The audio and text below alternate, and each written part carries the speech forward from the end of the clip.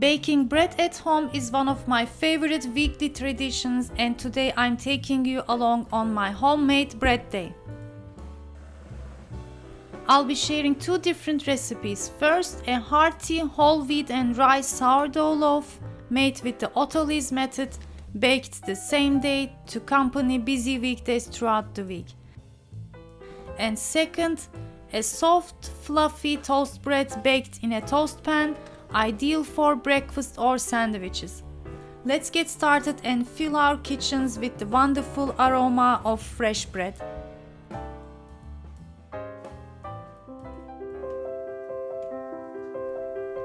In this recipe, we are using the autolyse method, which is a simple yet powerful technique to improve our bread. It starts by mixing just the flour and water. In this case, I'm using 700 ml of water and then about 1000 grams, 1 kilogram of flour. I used this time about 250 grams of a mix of rye and whole wheat flour, and the rest is all-purpose flour. You can also use bread flour if you like. We're just going to mix the ingredients until the whole flours are wet, and then let it rest, giving the gluten time to develop naturally. This makes the dough easier to work with and enhances both the flavor and the texture of the bread. After this step, now we can add the salt and a sourdough starter to complete the dough. This time I didn't scale and used about close to 1 cup active fresh sourdough yeast and a little bit more flour to adjust the thickness. If you don't have sourdough starter and you cannot find from your neighbor or anywhere else, I also have the recipe to make at home. I will add the links for you, and there are tons of information also on the internet. After adding the starter, I waited for another 10 minutes and then add the salt, 3 teaspoons. And if you want, you can add any seeds. I'm adding here some pumpkin seeds, and then knead the dough. You can spritz some oil to get the dough out from the bowl easily and also to the countertop. And now I'm going to slap and fold, the famous technique. Just slap the dough to the countertop and then fold again. Just a couple of times, dipping your hands into the water to prevent to sticking. And then close it. Wait for about 45 minutes, 60 minutes, and then do the same thing 2 more times again. As you can see, when the dough rests, it begins to stretch more, release the gluten, and now it is easier to fold again. When you make sourdough bread, the hardest thing can be sometimes to wait for a long time, the resting time in the fridge. So I love this recipe. I just begin in the morning to feed my starter, and also at the same time the autolyse method, and then begin to make the dough, and it will be ready in the evening. So I slap and fold 3 times and then rest for about 45 minutes between each folding. Now I'm gonna shape it completely and rest in the proofing basket, or you can also do it in the pan. I cut the dough into 2 sections, open up the dough a little bit and then fold to have a nice surface on top. It was the first time here I'm using the rye flour on my bread, so the mistake I made was to not add enough flour to the basket, because later you will see in a minute that my breads still stick to the basket. It was the first time happened, but I still wanted to show you this so you don't make the same mistakes. So use plentiful of flour to the basket and bread before placing for the final proof. While my breads are resting, I decided to make soft toast and a sandwich bread. I have 1 cup lukewarm butter and 1/4 of a cup lukewarm milk, and using about 15 grams fresh yeast.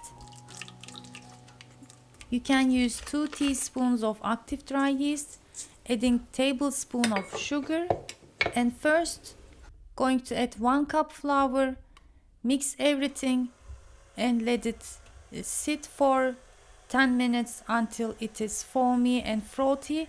This will be our kind of a quick starter to make the toast bread. After 10 minutes, I add the rest of the flour, which is first add 2 cups and then add the rest gradually, adding teaspoon of salt and begin to mix. I used about 3.5 cups of flour in total. So while mixing the dough, I add 1 tablespoon of butter. It is kind of at room temperature. And then check the dough. If it is very sticky that you cannot play with, add a little bit more flour, about 1-2 tablespoons, not more, and a bit more butter again to release the dough from the bowl and also for easy handling. And our dough is ready. It should be still like very soft and a little bit sticky on the side, so our bread will be soft too. Turn into bowl, cover and let it rest until it doubles.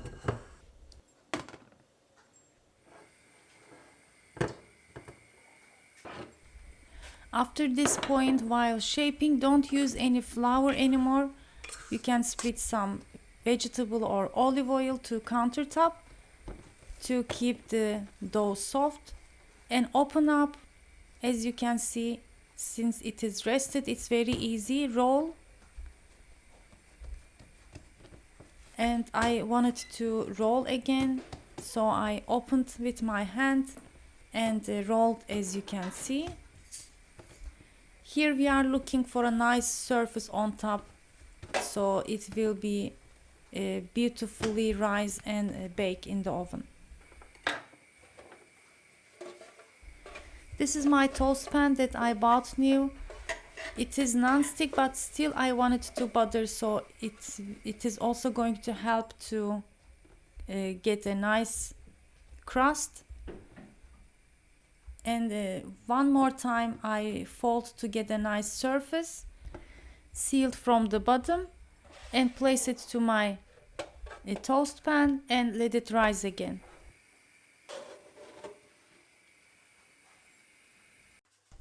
My sourdough breads rested for about 5-6 hours at room temperature.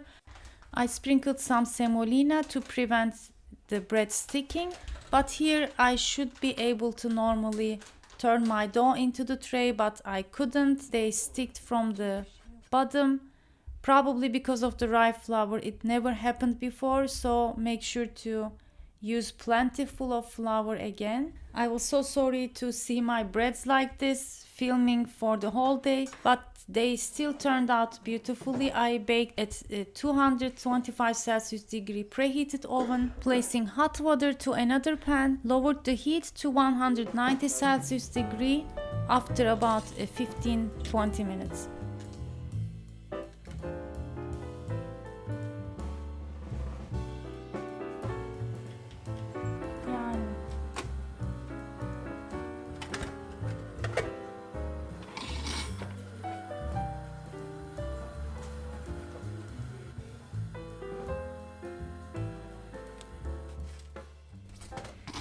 And here are the beautiful, still thankfully, the rye and sourdough breads that I baked. I am happy with the result. I checked the rye bread the same day and the toast bread the next morning. The rye and wheat flour sourdough breads are of course more flavorful. But the toast bread also came out so soft and delicious. So I decided to make sandwiches before we go out to have with us. So my friends, I shared 2 different bread recipes with you in this episode. The sourdough recipe with the autolyse method is very versatile. You can mix different flours. It is practical too to finish the same day, but you can also proof it in the fridge and bake the next day. For the toast bread, you can double the amount. It's beautiful. Slice and freeze them while fresh to have whenever you want. Let me know if you try and don't forget to share your comments with me. Thanks for watching and see you in the next episode. Afiyet olsun.